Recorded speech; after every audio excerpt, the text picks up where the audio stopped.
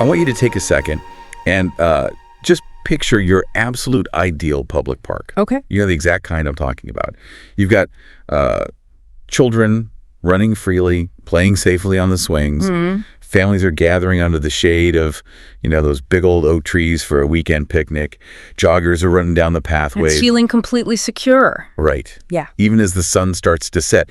It's just this place of pure joy, a true community haven where people actually want to spend their time. It is a beautiful image, and it really represents the fundamental goal of civic planning, right? Yeah. But it is also an image that requires an immense and often totally invisible amount of effort to maintain.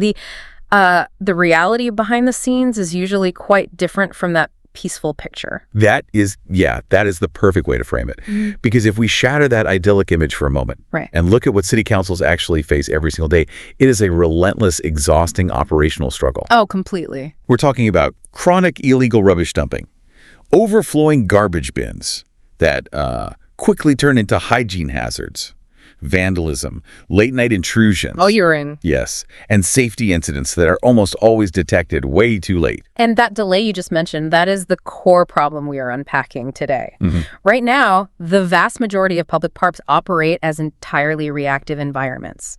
I mean, action is only taken after a complaint is lodged by a frustrated citizen. Right, or after a major incident is officially reported. Exactly. And by the time a city council dispatches a maintenance crew or a security team, the damage is already done. Yeah. The park bench is destroyed, the trash is scattered across the grass, or a serious safety boundary has been crossed. And when that cycle repeats over and over, public trust just erodes. Maintenance costs skyrocket because you're constantly doing emergency repairs, right? Mm-hmm. And public confidence just drops. Nobody wants to take their kids to a park that feels neglected or unsafe. No. But what if a park didn't have to wait for an angry phone call to know something was wrong? Right. What if the physical space of the park itself was intelligent? That is the mission of today's deep dive. Yes, it is. We are exploring a fascinating document called the Favoriot Insight Framework, revolutionizing smart park management.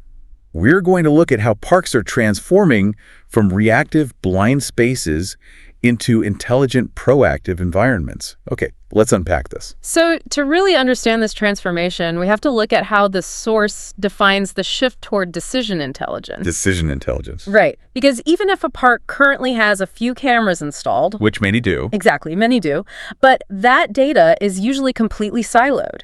A camera might record video to a local hard drive, but no one is actually analyzing that footage until days after a crime is reported. If they look at it at all. Right. The Favoriot platform changes this paradigm by combining advanced video analytics with structured IoT data.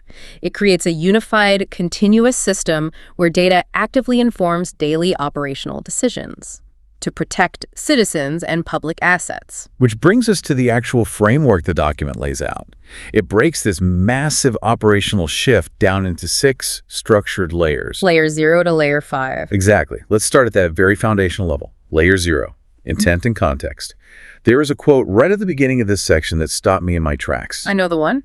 It says, "The first step is not technology, it is clarity." That is perhaps the most vital distinction in the entire document. I mean, before a single piece of hardware is mounted on a pole. Before any sensors are bought. Right. City management has to sit down and clearly define why this data is being collected in the first place. You have to define what normal park activity actually looks like. Because normal varies, right? Right. Exactly. A downtown plaza has a very different baseline of normal than a sprawling suburban nature reserve. Once you establish that baseline, you then have to define the specific risks that matter most to that community. I'd love to dig into those specific risks. The document highlights a few broad categories that councils typically struggle with. How does the framework categorize these challenges so they actually become manageable? Well, it breaks them down into highly actionable categories. First, you have acute safety risks. Like what? Things like lost children incidents, physical altercations, aggressive behavior, or suspicious loitering in restricted zones. Okay, that makes sense. Then you have asset protection, which involves monitoring for nighttime intrusion and vandalism. Right. Following that are hygiene and environmental issues. This includes tracking illegal rubbish dumping using LPR. License plate recognition. Yes, to identify the specific vehicles involved. or deploying sensors to monitor when rubbish bins are reaching critical capacity. And finally, it accounts for operational metrics. Which means measuring crowd congestion during weekend events. Exactly. Or tracking average visitor dwell times just for basic resource allocation. I really appreciate how this layer emphasizes purpose. For you listening, this directly addresses concerns about privacy in public spaces. It's a huge concern. Right. This step ensures that a city isn't just installing hundreds of cameras and hoarding data out of sheer curiosity. If the data being collected doesn't serve a defined intent, like safety, hygiene, or asset protection, it simply shouldn't be collected. That is the exact philosophy. You build a system based on targeted operational needs, not a dragnet. Right. And once that strict intent is locked in, the framework moves to layer 1, which it calls the data foundation. So if layer 0 is the mind deciding what to look for, layer 1 provides the sensory organs to actually capture reality. Good analogy, yes. A smart park requires a robust, heavily integrated technological foundation to monitor the physical world accurately. Let's talk about the reality of that hardware. Sure. The source lists an ecosystem of devices. IP cameras equipped with edge-based AI analytics, LPR modules, smart bin-level sensors, and environmental telemetry tracking ambient lighting and physical movement. It's a lot of tech. It is. Yeah. But having all those devices sitting in a park doesn't automatically make it smart, does it? Not at all. A collection of sensors is useless if they cannot communicate securely and reliably with a central system. Right. That is where standard IoT protocols are critical. These disparate devices, they must feed real-time telemetry continuously into the Favoriot platform. The platform acts as the central nervous system. Taking in all those different signals. Exactly. It handles device onboarding, manages the APIs so that advanced video analytics systems can communicate with simple environmental sensors, and houses the secure cloud infrastructure alongside highly optimized time series storage. Time series storage is a really interesting technical point. It's not just saving a file. No. It's logging millions of data points chronologically so the system can understand the sequence of events. Yes, that timeline is crucial. And the document makes a point that I want to highlight. Without trusted data streams, insights cannot be trusted. Garbage in, garbage out. Exactly. If the API integration is sloppy, or if sensors constantly drop offline, the entire analytical structure built on top of it collapses. The integrity of the data stream is completely non-negotiable, which leads us directly into how we use that data. Layer 2 focuses on descriptive insights. Moving from the raw capture of data to actually understanding what is happening right now. In the present moment, yes. The Favoriot platform takes those millions of scattered telemetry pings and video analytics feeds and translates them into structured, readable visibility through unified dashboards. The examples of these dashboards in the text really illustrate the operational shift. I mean, imagine you were a park manager. Okay. Instead of staring at a wall of 30 blurry, static video feeds, hoping to catch a vandal in the act. Which is impossible. Right. You are looking at dynamic heat maps showing crowd density across the park in real time. You get an instant alert the second an illegal dumping event occurs, complete with a high-resolution snapshot and the exact license plate number of the offending vehicle. What's fascinating here is how this layer radically reduces the cognitive load on city staff. Yes. It provides instant situational awareness. It answers the immediate pressing questions that teams have every single shift. Questions like, how many visitors entered the North Gate today? Or, which picnic zones are currently exceeding capacity? Right.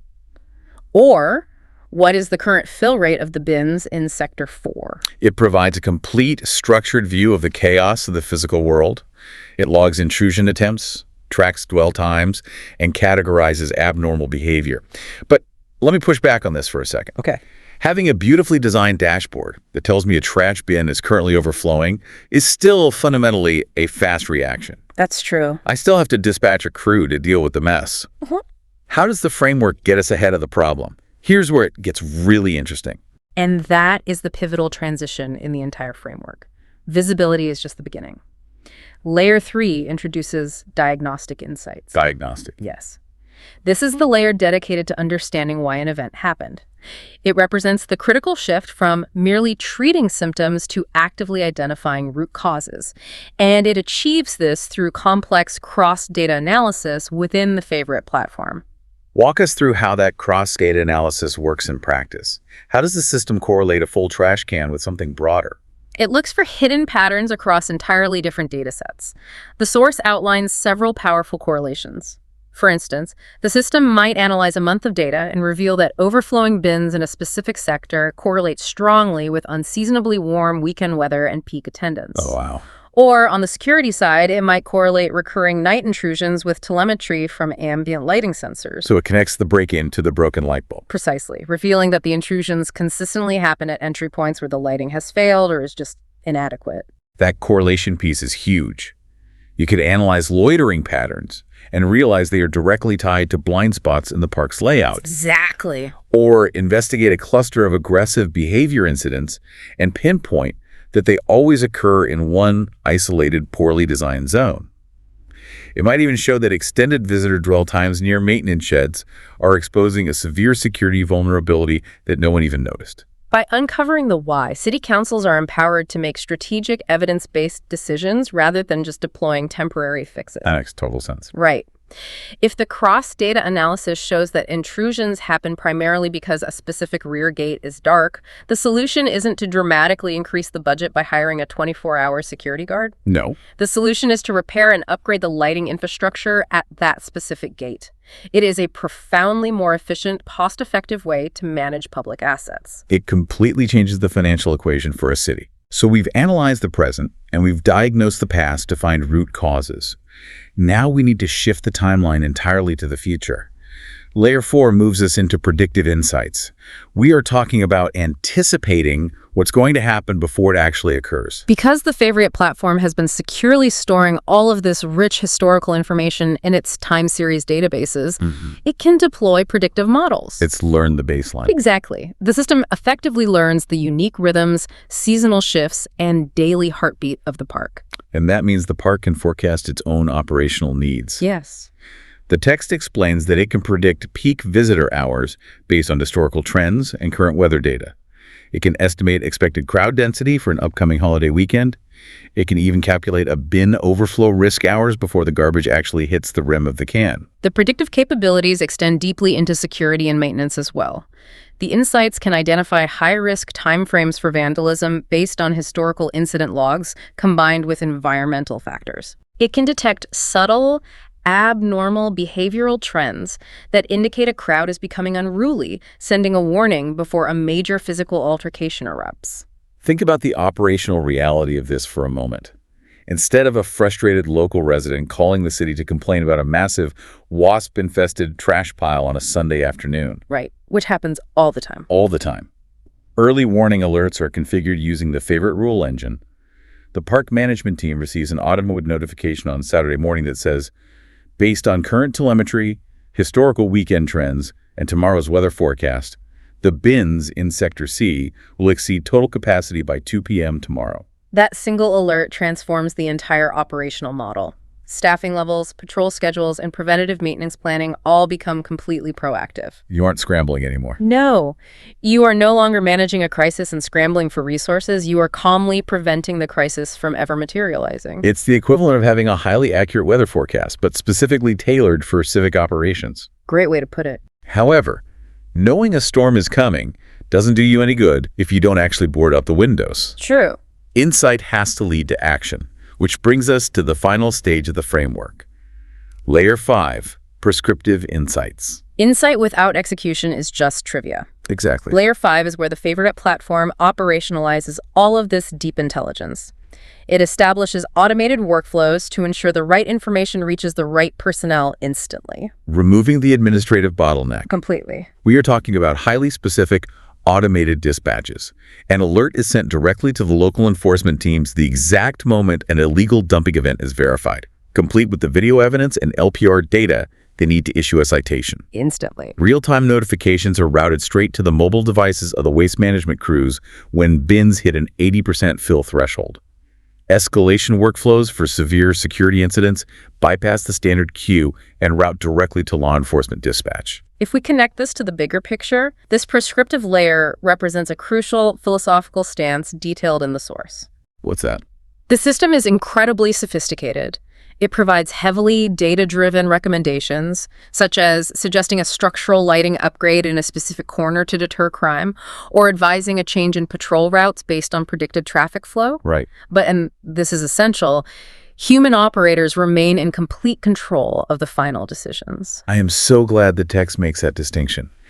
This framework is not about handing the keys of civic management over to a black box AI algorithm. Not at all. It is entirely about arming human workers, the people who actually know and care about these communities, with the absolute best possible information so they can take the right action at the exact right time. The system advises, the human decides. Yes. The technology serves as a powerful enabler, not a replacement for human judgment. It removes the guesswork from resource allocation. It also provides city leadership with radically transparent reporting. I bet. They can look at the dashboards and know precisely where taxpayer dollars are being deployed and measure the direct, tangible impact of those investments on community safety. So what does this all mean?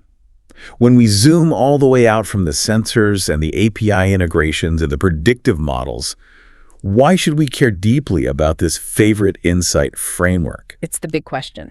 The document makes a profound statement near its conclusion. It argues that smart parks are not fundamentally about installing cameras. They are about protecting people and protecting public trust. That is the ultimate value proposition of this entire endeavor. When a city leverages structured data to visibly enhance safety for families, when they successfully eliminate chronic illegal dumping, and when they optimize waste management so the local environment remains pristine, the psychological impact on the community is immeasurable. It is the foundation of civic pride. Yes. A well-managed, proactive public park reflects a city's fundamental commitment to the quality of life of its residents. When you walk into a park and it feels secure and the facilities are impeccably maintained, your confidence in your local government grows. Natural. You feel like the system is actually working on your behalf. Public parks are living, breathing spaces. They experience constant varying flows of people, shifting weather patterns, and unexpected events. They require and deserve an intelligent level of oversight that can adapt to that dynamic life. Absolutely. By integrating advanced video analytics into the Favoriot platform and structuring the entire operational approach through this deliberate 6-layer insight framework, city councils finally possess the comprehensive toolset needed to evolve from fragmented, blind monitoring into coordinated decision intelligence. They can finally move from baseline intent to proactive action.